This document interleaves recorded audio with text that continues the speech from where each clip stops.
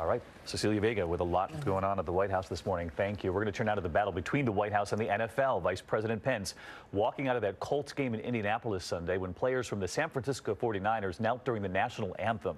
Let's get right to Mary Bruce on the Hill. She's got reaction for us pouring in this morning. Good morning, Mary. Good morning, David. Well, the White House seems to relish this fight and appears to want to keep it going. Again, they are reigniting this debate over the national anthem. The vice president yesterday taking that stand to oppose players who take a knee. And the president says it was all his idea. As players from the San Francisco 49ers took a knee during the national anthem Sunday, Vice President Mike Pence staged a protest of his own. The vice president, who flew from Las Vegas to Indianapolis for Sunday's game, standing with his hand on his heart.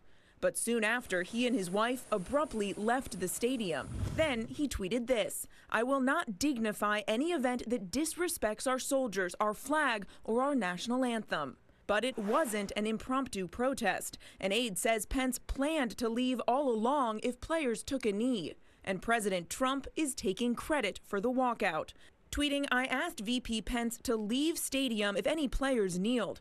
I am proud of him."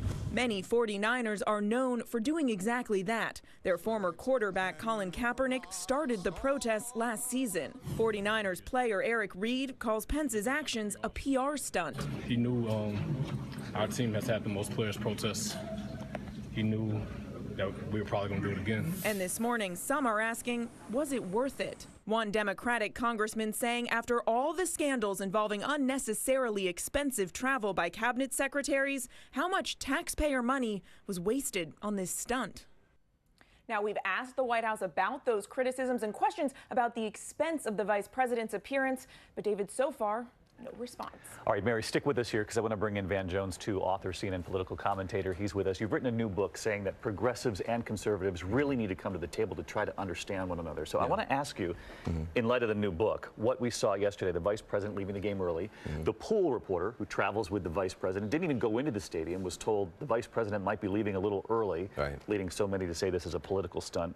What's going on here? Has either side demonstrated they want to come to the table to understand the other side? It's crazy on top of crazy, inside of crazy, deep fried in some crazy. That's what's going on. I mean, at the end of the day, you've got now the president, the vice president pulling off a stunt to oppose a stunt, protesting a protest. At some point, you got to be done with the crazy. I am on a crusade now against crazy. That's what the book is about. I've gone all over the country. I've been to red states, blue states, Appalachia, Flint, Michigan. Everybody has the same problems. Everybody has the same pain. Common pain should lead to common purpose, but instead what you see is food fights in Washington, D.C. and nothing getting done. So I'm trying to bring people back together now. But in this case, you're seeing protests against protests instead of actually asking what's behind both sides. You know what's so crazy? This started out as about police-community relations. That's what it's supposed to be about. Now we're talking about free speech for athletes. We're talking about who's insulting soldiers. Nobody has insulted any soldiers. So you could be dealing with the substantive issues. Instead, we're dealing with symbolic protests. And I think Americans are sick of it. And you have the president tweeting moments ago his support of the vice president on this yet again. I want to get to the war words with Senator Bob Corker. We saw this play out. This isn't Democrat versus Republican. This is a Republican senator who has said, as you heard Cecilia report there, treating the White House like a reality show with reckless threats that could put us on a path to World War III. I mean, these are words that we have